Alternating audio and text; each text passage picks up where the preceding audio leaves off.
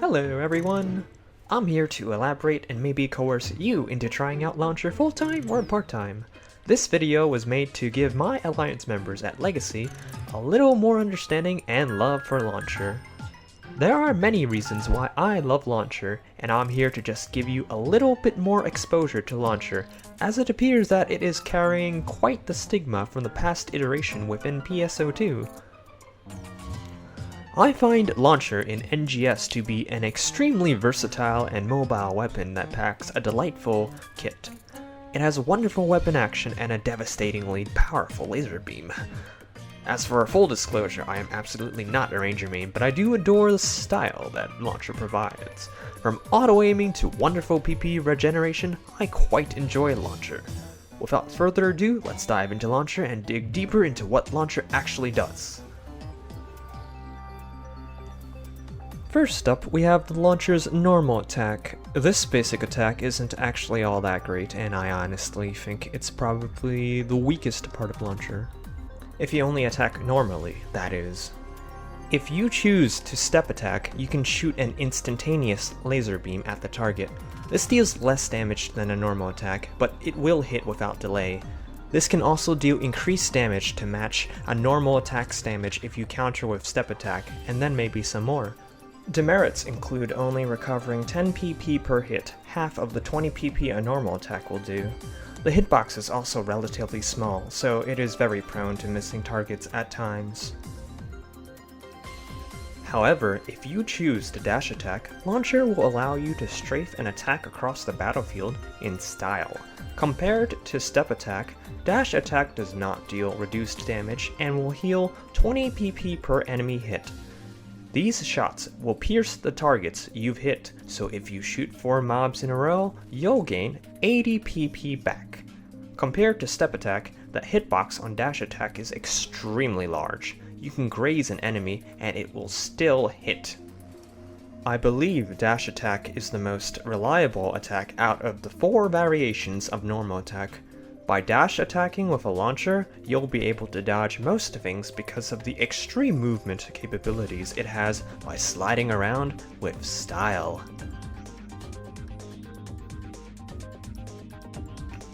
Charged normal attack is the last option for Launcher normal attacks. The directional input variant that is obtained by Launcher charge grouping will allow you to land all the charged attacks onto a single point of interest. By pressing forward when charged attacking, any successive shot that lands will deal increasingly less damage, but they will all add up together. You can manipulate your fall speed with relatively ease by charging your normal attack. This also allows you to aim at more difficult to track spots with over-the-shoulder view and pinpoint your shots. It works wonders if you lock onto weak points with this. Next up, we have multi-launch.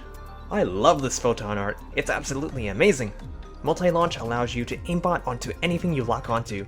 This thing doesn't care about tracking honestly. As long as the enemy isn't teleporting in and out of existence, multi-launch will always land itself onto the targeted spot. Exceptions include being blocked by terrain, but it can actually hit around terrain if you aren't extremely close to said terrain. It will even circumvent enemies and other body parts at times. Therefore, multi-launch would probably be the easiest photon art to use to dispatch any enhanced enemies. By simply locking on to the enhanced device, it will decimate the device in seconds. Essentially, this photon art is an aimbot. Similar to Rival's aimbot, which targets multiple enemies, this aimbot exclusively targets one point of interest, and makes it extremely good for single target applications. Directional input for this PA is extremely unnecessary if you manage to lock on to the part you want to hit.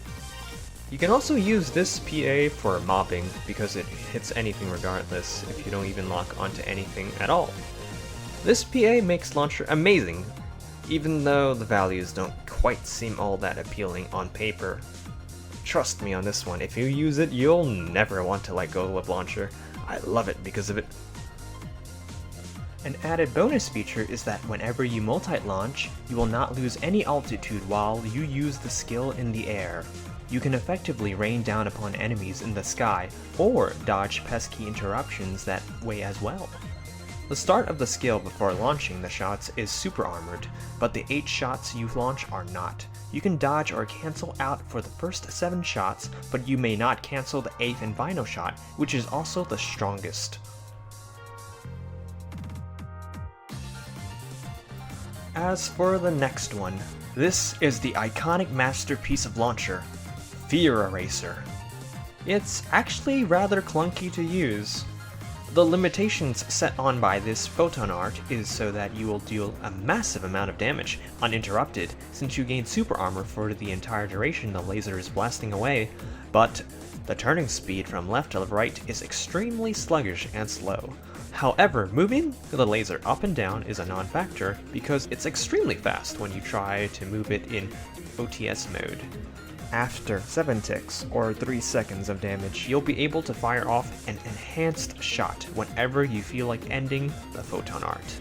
The clunkiness is because it has a rather large hitbox, meaning it can easily graze another body part, and it will hit that one first, prioritizing the damage on that point instead of a potential weak point. Your damage will not come out as a blue number, and when that happens, it is an indication that you should stop and reposition if possible. Make sure that you don't have aggro beforehand, because you'll be unable to move, and if you get hit in the charge up phase, you can still be interrupted because that part is not super armored.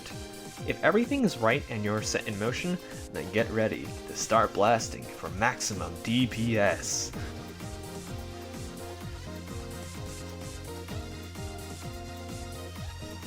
Fallen Impact is the next and final PA for Launcher. This is a PA that is very clearly not meant for DPS, but as a supplementary damage source. It should only realistically be used at the start of an engagement, because you can only have one instance of Fallen Impact occurring. If you reuse the PA while the skill is still in use, it will cancel the mortar strikes and will be recast wherever you are aiming it at. The cons of this PA is that it tracks vertically, meaning if there's terrain above you, it won't even land a single shot. This means that using this PA in a cave or somewhere with a small ceiling might mean it will fail to land at all. The weakest PA in Launcher's kit, as it has a small AoE range as well.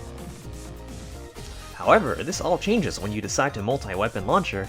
Because of how it lingers, you can actually use Fallen Impact, and it will still be active on a position of interest while you perform different PAs on your main weapon. It turns a multi-weapon sub-launcher into a wonderful tool due to its lingering properties.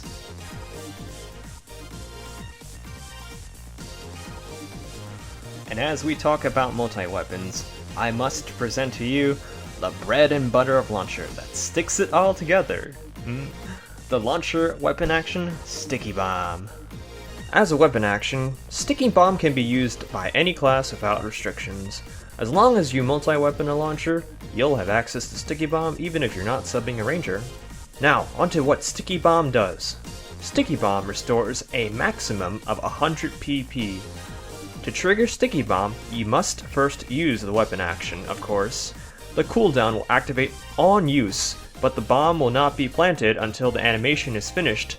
Bomb has been planted. It will then naturally stick to the location you've chosen to throw it at. This bomb will persist for 20 seconds before disappearing. To activate Sticky Bomb, you must attack the target that you've thrown the Sticky Bomb on. The first hit will activate it, guaranteeing a PP restoration of 50 PP. Any extra hits will increase the PP restored by 5 PP each hit, up to a grand total of 100 PP. Thus, to max out at 100 PP restored, you must land 11 hits. The Sticky Bomb will activate 10 seconds after your first hit. This means that it is not activated until the weapon action lands, and then you actually land an extra hit, so make sure to activate it before it disappears. If it lands on a breakable body part though, and it breaks before the bomb explodes, Sticky Bomb will fail to restore PP.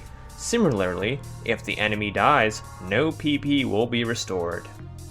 Sticky Bomb is normally on a 60-second cooldown, but if you take the class skill Quick Reload, it will be halved to 30 seconds.